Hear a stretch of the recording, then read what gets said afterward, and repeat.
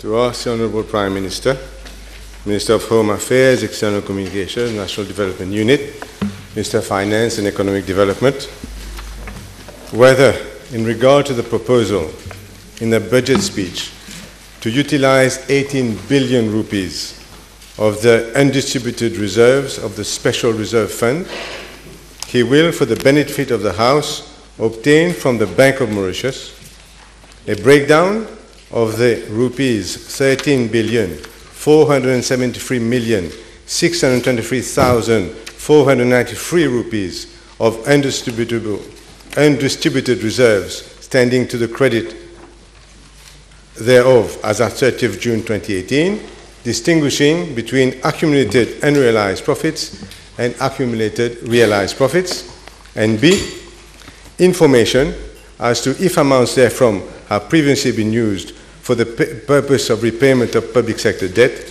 and if so, indicate when.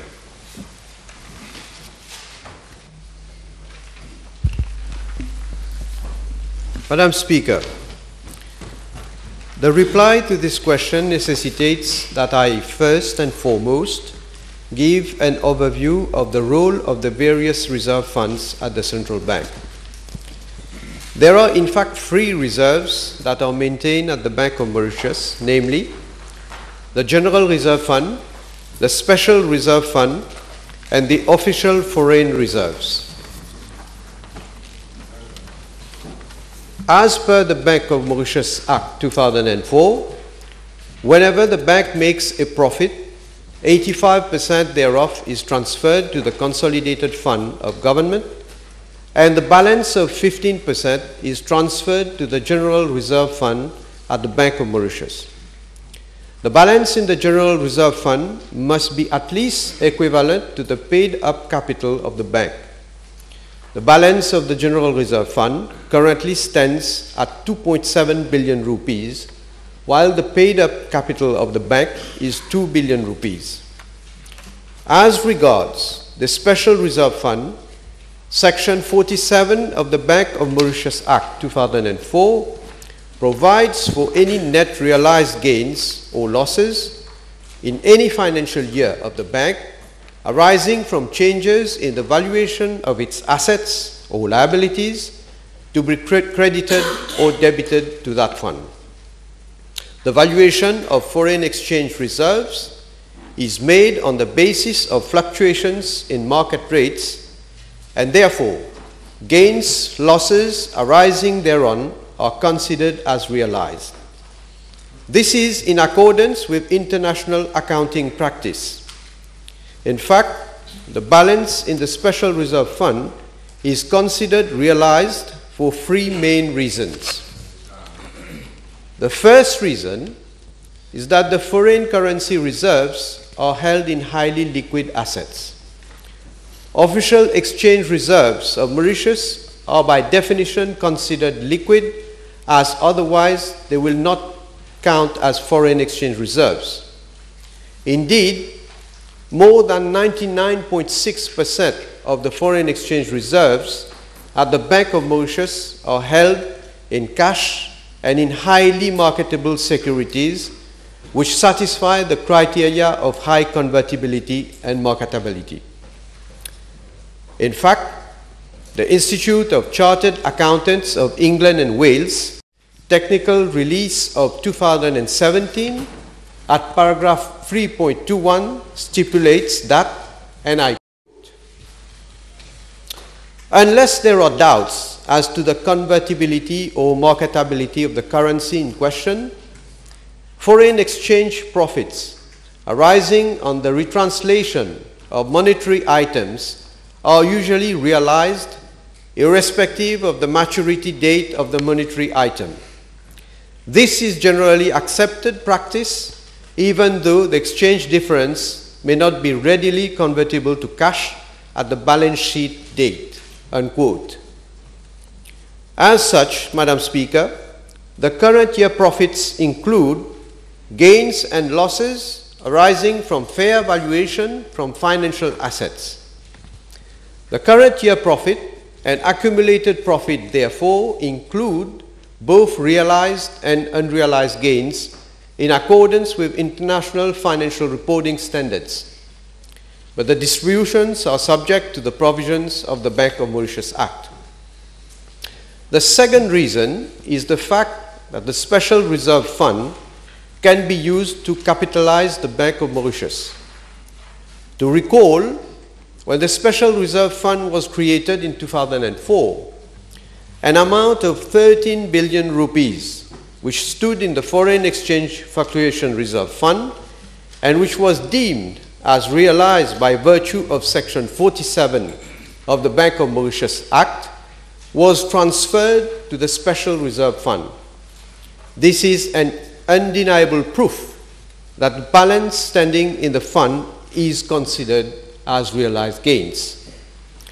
The third reason is that the Special Reserve Fund has also been used for monetary policy purposes. In fact, the law was amended in May 2015 to provide for the use of Special Reserve Fund for monetary policy purposes. Section 47, subsection 5b of the Banque de Maurice Act refers.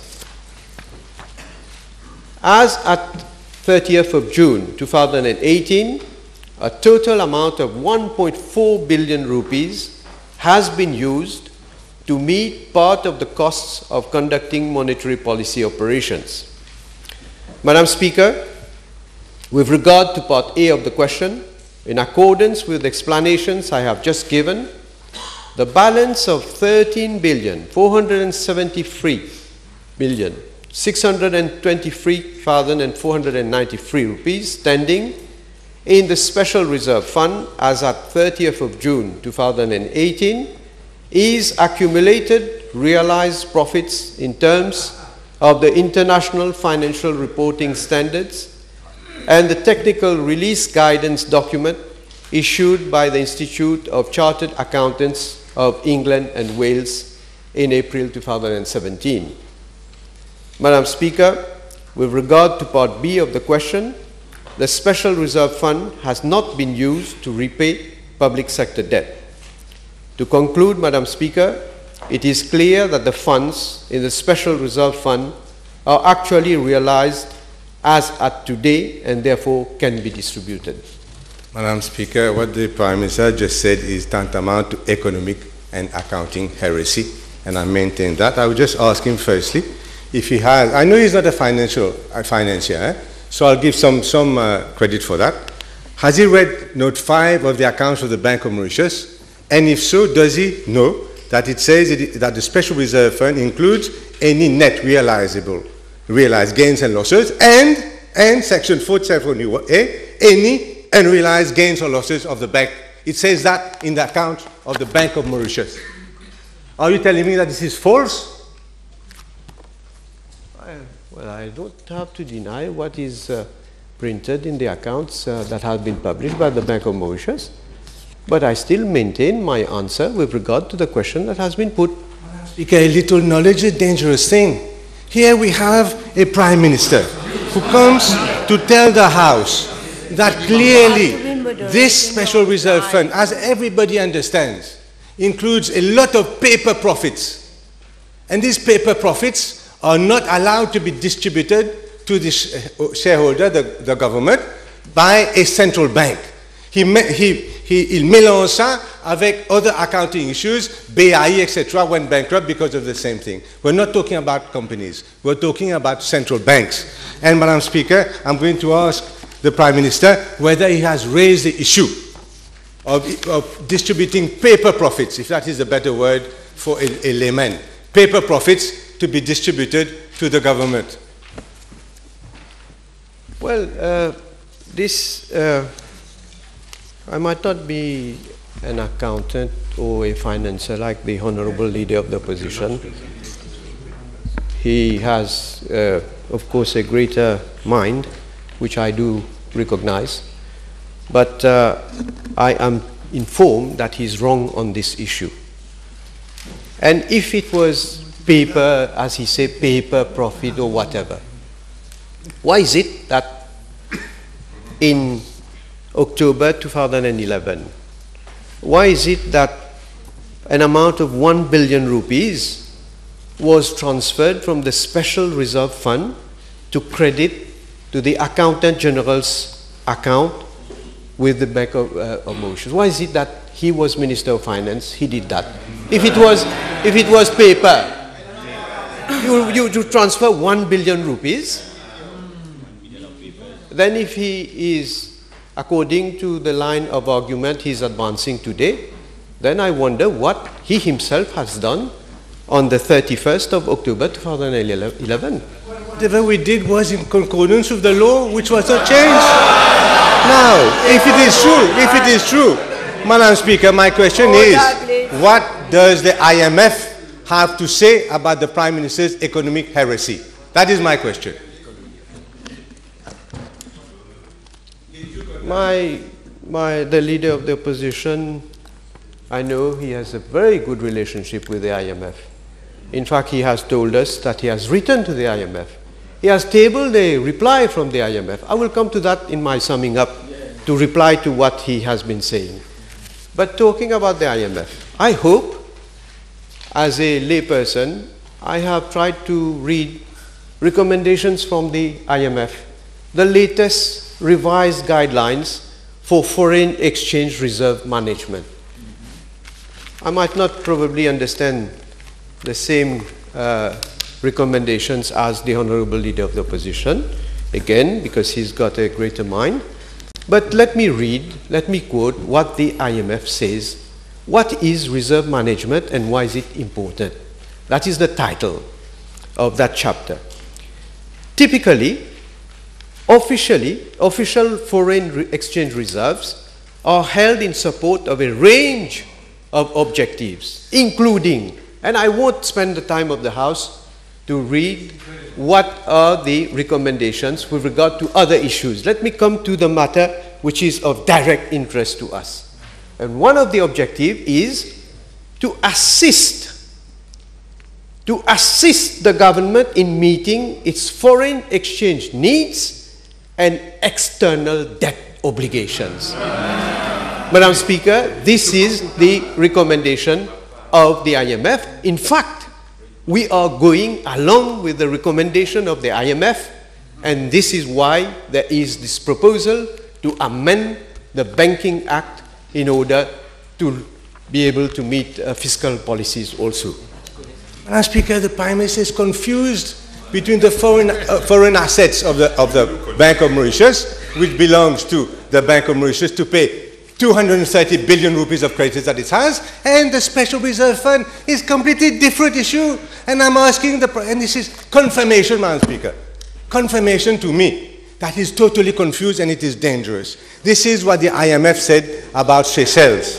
Here, this is what it said, page 815 of when Seychelles went bankrupt, because this sort of issue. This is what the IMF said.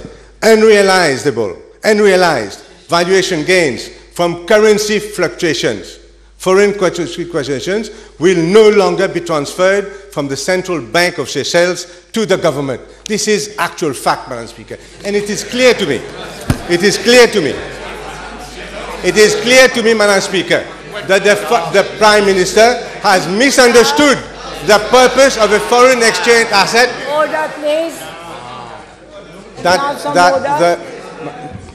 That the Prime Minister is totally confused between foreign exchange assets of a bank, which represents 240 billion rupees, most of which are owed to other creditors. And here, Madam Speaker, here are the accounts of the Bank of Mauritius to prove it, 237 million and 220 million of creditors against that 237. It is not here his to take or to rob. Madam Speaker, the Prime Minister must understand, crucial for the country, the difference that is the Special Reserve Fund. And I maintain that the majority of the Special Reserve Fund, as said by Mr. Bassandrai this morning, are paper profits. And he's going to do, Madam Speaker, a BAI, equivalent to BAI in the account of Mauritius. You've asked your question. Yes, Honourable Prime Minister. Madam Speaker, the Honourable Leader of the Opposition, maybe he doesn't have cogent arguments, and he's making a long speech, and talking about Seychelles, about former, let me answer. Wait, leader of the opposition. No, but honorable leader of opposition. No, yes, let you make your point. Allow the Prime Minister now to make his point. Madam Speaker, when he was asking his question and making a lengthy comment about it, I remained quiet and I listened carefully. So allow me, please, to answer. So the leader of the opposition has mentioned a number of things, right, in his question. I don't want to comment about Seychelles. We have very good relationship with Seychelles, and I don't want to make any comment with regard to the financial situation of Seychelles. But maybe let me quote also from one of his colleagues, the auditor of the Bank of Maurice. And I quote again from a correspondence that has been recently addressed to the auditor. And I will quote only part. The current year profits include gains and losses arising from fair valuation of financial assets measured as fair value through the profit and loss. The current year profit and accumulated profit, therefore, include both realized and unrealized gains in accordance with IFRS, and therefore are available for distribution subject to the provisions of the Banque of Maurice Act. Exactement. Exactement. That is why the purpose of coming up with this proposal. Now, quoting about former, now he's praising former governor of Banque of Maurice, Mr. Bassantrai. Quoting and praising also. Yes. He should not but when you misquote. When you quote, when you are quoted. He quoted from the papers this morning. Okay. When you are quoting, you are supporting. You are telling people that what he's saying. You are telling people what he's saying is correct. Oh, you quote. You quote. You don't believe in it. No, but it tantamount to support him. How can you quote somebody and then what? You say you don't believe in him?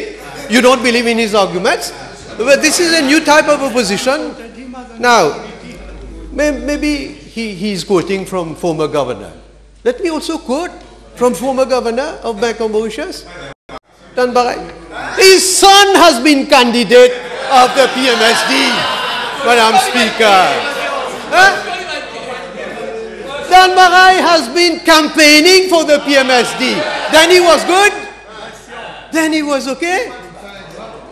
I won't again waste time of the House. In a recent radio interview, Mr. Dan Barai, former governor of the Banque of Maurice, and I will quote only those parts which will give the answer to the Honorable Leader of the Opposition.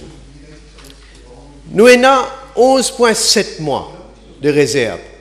Donc moi, personnellement, je peux cause comment un ancien gouverneur, je ne trouve rien de mal qu'un transfert que le gouvernement peut faire ça. Si, another part, si nous avons un casse qui peut dormir, 11,7 mois d'importation, c'est bien trop. Nous sommes capables de réduire jusqu'à 8, right? And then he goes on to say, donc c'est très faisable. Et moi, pas trouve rien à dire, rien pour dire de négatif dedans, personnellement. Doesn't stop here, Madam Speaker. He goes on to say, another quote, another part. Moi, pas trouvé dans quelle façon ce montant liquidité pour affecter. He goes further. Il pas trouvé ce montant pour affecter. Non, surtout pas, c'est un good move, il peut réduire nos dettes. That says it all.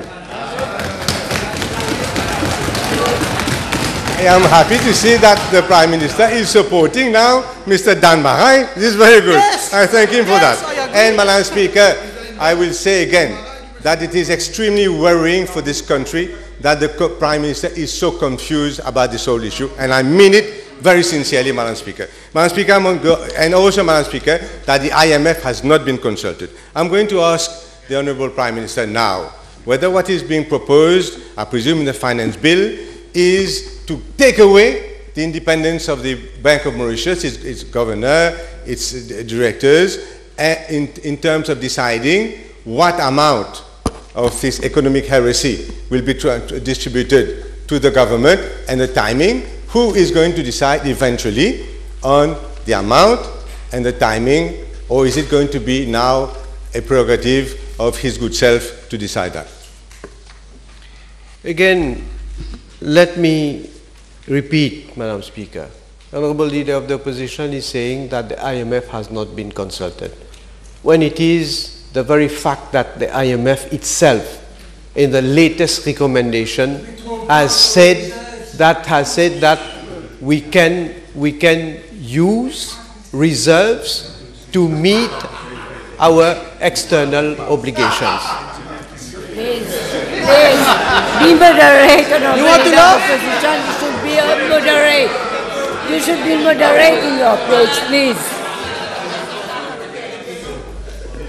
You should be moderate in your approach. Oh no!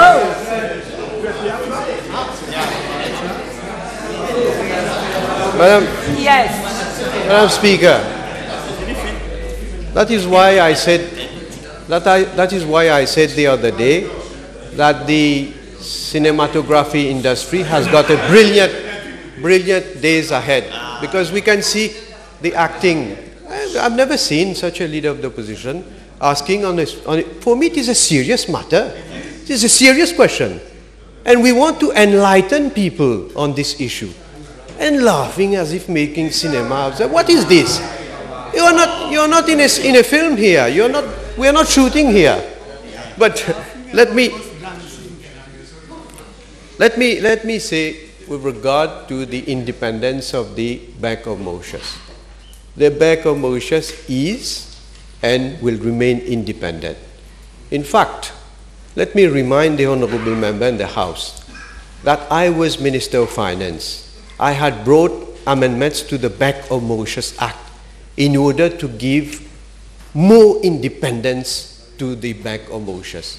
Because there was a provision previously where the Minister of Finance could direct the Bank of Mauritius to do a number of things. In fact, I amended this provision when I was Minister of Finance. But I think he's the last one to talk about independence of Bank of Mauritius. Because he nominated one person when he was Minister of Finance to sit for the first time. And it was, you know who? An advisor of Honorable Xavier Duval to sit on the Monetary Policy Committee. And he's talking about independence of the Bank of Mauritius. Now, with regard to what is being proposed, let me again say, Madam Speaker, I have announced a measure in the budget. We all know how the process is. There are debates in this House. Eventually, there is going to be a vote on the budget. Further, there's going to be a finance bill that is going to be proposed to the House. There will be further debates. Whether that bill or any part of that bill will be approved by this House, enacted, I can't say. We'll see. But this is the proposal. And if ever the Act is amended, of course, there are going to be consultations. And as I say, as the proposed amendment stays today, it will be for the Bank of Mauritius, the board of the Bank of Mauritius, to take a decision on this issue. Therefore, there is no taking away in any manner whatsoever the independence of the Bank of Mauritius. Madam Speaker, how much? He has put 18 billion rupees as amount due from the Bank of Mauritius in his own budget. How much, therefore, is going to come? Not out of foreign exchange reserve, that is irrelevant. and it is irrelevant to the issue. How much is it going to come out of the special reserve fund, which is required by the Bank of Mauritius to use in monetary policy objectives? How much of that 13.5 billion or more will he use to repay his debt? Well, it is stated, I have put it in all transparency, 18 billion rupees. This is composed of debt that we have to repay. If I have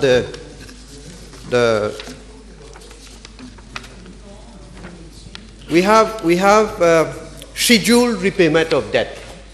That is the obligation that we have to repay in terms of the interest that is accruing on the debt. I'm giving you the figures. I am giving you. Please don't interrupt from my sitting position. So, scheduled repayment. I warn you. Scheduled repayment of debt, 2,350 million rupees. And early repayment of debt, 15,650 million rupees. Now, Madam Speaker, let me say one thing. It's easy to just ask a question about how much, but the people should know the exact situation. It is, first of all, those debts.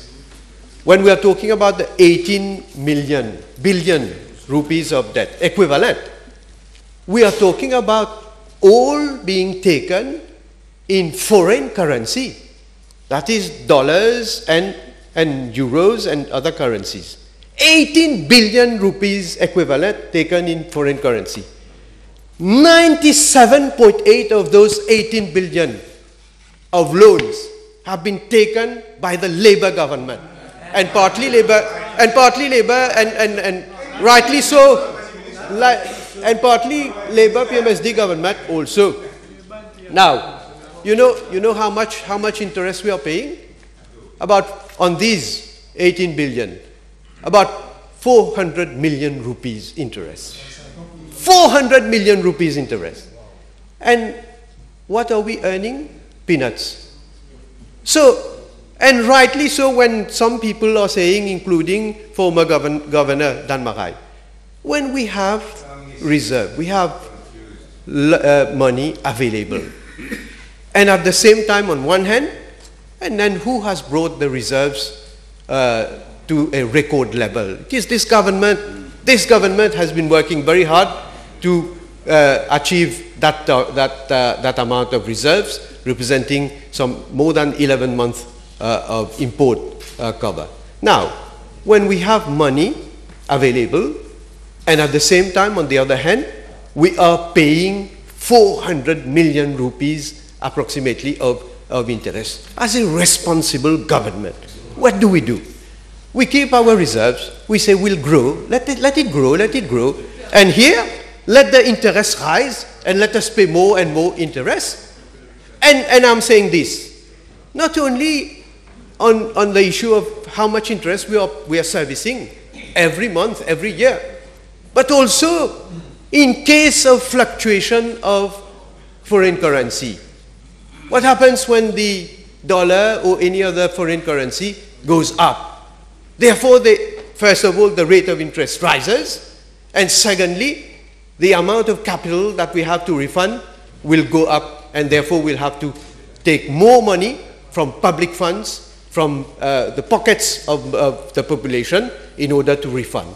That is why we consider that it is sound management, it is in the interests of the people, and of course we have to see to it that we make maximum and best utilization of the money that we have.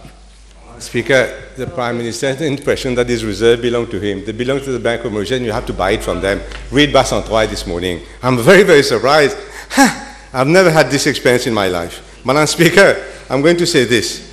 There are 16 billion rupees of reserves, des profits accumulés de la Banque de Maurice depuis, I'll speak French, depuis 20 ans, 25 ans. He's proposing to take 18 billion. Are we supposing, therefore, rightly so, that the reserves of the Bank of Mauritius become zero I'm talking about the special reserve and the general reserve, not that, the foreign exchange assets, which he's confusing with. If he does what he does, and he understands half of what I'm saying, he will understand that the Bank of Mauritius balance sheet will look like this: share capital 2 billion, reserves 0. Is that what he's proposing? This is what is included in his budget speech, and it will mean weakening the Bank of Mauritius to a position never seen since independence, Madam Speaker. I hope you understand my question. Madame la Présidente, il ne faut pas être démagogique à ce point-là.